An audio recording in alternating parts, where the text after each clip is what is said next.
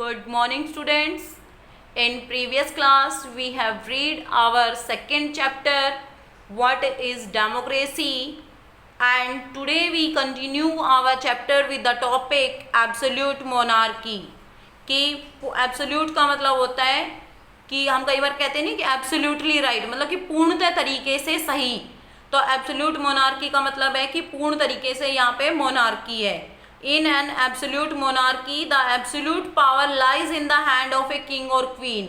कि monarchy का मतलब क्या होता है कि जहाँ पे राजा या रानी का ही अधिकार होता है. Being a hereditary form of government, power passes from one person to the next in the royal family. और इसके अंदर क्या होता है कि वंशानुक्रम तरीके से जो पावर होती है वो एक व्यक्ति से दूसरे व्यक्ति के अंदर के पास जाती रहती है इस शाही परिवार के ही लोगों के अंदर. मान लो राजा है, राजा का फिर बेटा है तो उसके पास चली जाएगी, फिर उसका बेटा है उसके पास चली जाएगी या उसके भाइयों के पास चली जाएगी. तो ऐसा इसके अंदर होता है. अब एब्सोल्यूट मोनार्की कहाँ पे है तो वो है Brunei, Switzerland and some middle eastern countries. कहाँ पे है? ब्रूनी में, स्विट्जरलैंड में और कुछ जो मध्य पूर्वी देश हैं उनके अंदर. सेकंड है कॉन्स्टिट्यूशनल मोनार्की, संवैधानिक monarchy. A constitutional monarchy also has a king और a queen as the head of the government. कि कॉन्स्टिट्यूशनल मोनार्की में भी एक राजा या रानी के पास ही सत्ता होती है, but unlike in an absolute monarchy, लेकिन एब्सोल्यूट मोनार्की की तरह नहीं. The constitutional monarch function within a written और अनरिटन कॉन्स्टिट्यूशन. कि इसके अंदर क्या होता है कि जो संविधान है वो लिखित या अलिखित होता है. मतलब राजा या रानी के हाथ में सरकार होती है, लेकिन यहाँ पे संविधान भी होता है, चाहे वो लिखित हो चाहे वो लिखित नहीं हो. इसी तरह मतलब यहाँ पे एक सरकार, प्राइम मिनिस्टर वगैरह जो सब कुछ ऐसा कुछ होता है. Countries like United kingdom, Spain, Denmark, Japan, Jordan, Monaco. कहाँ पे है ये? यूनाइटेड किंगडम में है, स्पेन में है, डेनमार्क, जापान, जॉर्डन और मोनाको में है. ठीक है. अब है communist government. A communist government is characterised by the existence of a single party which forms the government. कि कम्युनिस्ट गवर्नमेंट क्या होती है, जिसकी क्या विशेषता होती है कि इसके अंदर एक सिंगल पार्टी होती है, सिर्फ इसकी कोई अपोजिट पार्टी नहीं होती. और कम्युनिस्ट का मतलब होता है साम्यवादी. और साम्यवादी पार्टी क्या होती है? जिसके अंदर पूरी कंट्री के जितने भी रिसोर्सेज होते हैं या संसाधन होते हैं, मीन्स ऑफ प्रोडक्शन होते हैं, सभी के ऊपर सरकार का हाथ होता है. ठीक है. After second world war communist government could be found in the former Soviet union, farmer Yugoslavia, farmer east Germany, Bulgaria, Hungary and Cambodia. कि द्वितीय विश्व युद्ध के जब हुआ तो उसके बाद कहाँ देखी गई कम्युनिस्ट गवर्नमेंट? सोवियत यूनियन में, यूगोस्लाविया में, ईस्ट जर्मनी में, बुल्गारिया, हंगरी और कंबोडिया में. However, with the collapse of the Soviet Union in 1991, most of these countries adopt democracy. और जब 1991 में सोवियत यूनियन का विघटन हुआ, जब वो टूटा तो क्या हुआ? बहुत सी कंट्रियों ने डेमोक्रेसी को अडॉप्ट कर लिया. Students, I told you that there is a huge content in our chapter, but we read the most important topics of our chapter. So we continue. At present, communist government exist in countries like China, Cuba and Laos. और present समय में communist party कहाँ पे है? China में, Cuba में और Laos में. Now our topic is what makes democracy popular. कि डेमोक्रेसी को पॉपुलर क्या क्या बनाता है. फर्स्ट है फॉर्मल इक्वलिटी, औपचारिक जो समानता है वो. Democracy emphasis on the equality of all citizens. की डेमोक्रेसी जोर देती है, बल देती है किसके ऊपर? कि सभी सिटीजन्स को, सभी नागरिकों को समानता मिले.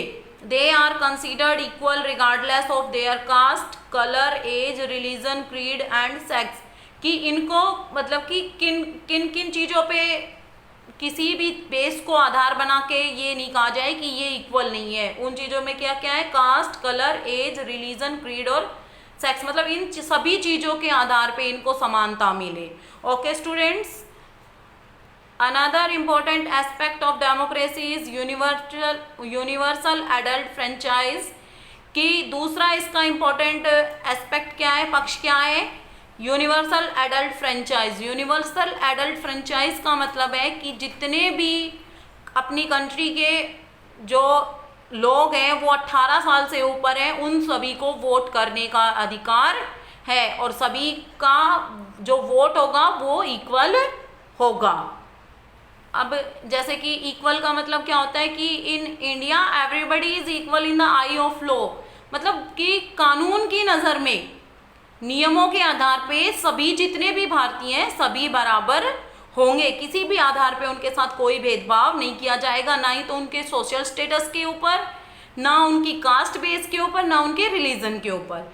Indian government has abolished untouchability and proclaimed it a crime. कि भारत के अंदर क्या किया गया है कि सरकार ने कहा है कि जो छुआछूत वाली जो बात है या जो छुआछूत करते हैं उसको नकारा गया है, उसका बहिष्कार किया गया है और इसको एक क्राइम के रूप में माना गया है, इसको एक क्राइम के रूप में माना गया है। अब है अपना decision making mechanism. Students, we read these topics in next class and now we do our short question answer of this chapter. Our first short question is name the different forms of government। कि government के विभिन्न जो forms हैं वो क्या क्या हैं, तो कौन कौन सी है। एक तो डेमोक्रेसी है जो इंडिया के अंदर है, डिक्टेटरशिप जिसके अंदर टोटेलियन और मिलिट्री है, मोनार्की है, absolute monarchy and constitutional monarchy. तो आपको सारा लिखने की ज़रूरत नहीं है, आपको सिर्फ पॉइंट्स बताने कि कौन कौन सी सरकार होती है। तो democracy, dictatorship and monarchy. Our second question is what are fundamental rights. की जो अपने फंडामेंटल राइट्स हैं वो क्या है, ठीक है, जो अपने मौलिक अधिकार हैं वो क्या है। The fundamental rights granted to the people of India by the constitution on promotes and protects the dignity of the citizen. कि क्या है फंडामेंटल राइट्स, हमारे मौलिक अधिकार क्या है जो हमें संविधान ने प्रदान किए हैं, हमारी डिग्निटी जो हमारा सम्मान है उसको बढ़ाने के लिए, प्रत्येक नागरिक के सम्मान को बढ़ाने के लिए और उसकी रक्षा करने के लिए। Our third question is which is the decision making body of the government.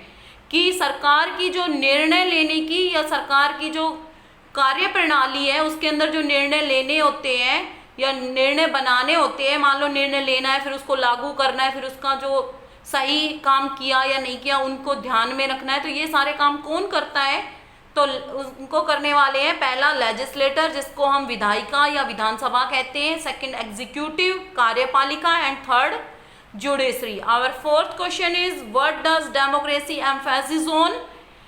Answer democracy emphasis on the equality of all citizens. कि डेमोक्रेसी किसके ऊपर बल देती है, सभी नागरिकों की समानता के ऊपर बल देती है।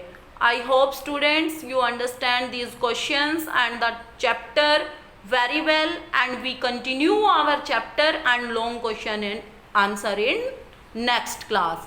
Thank you.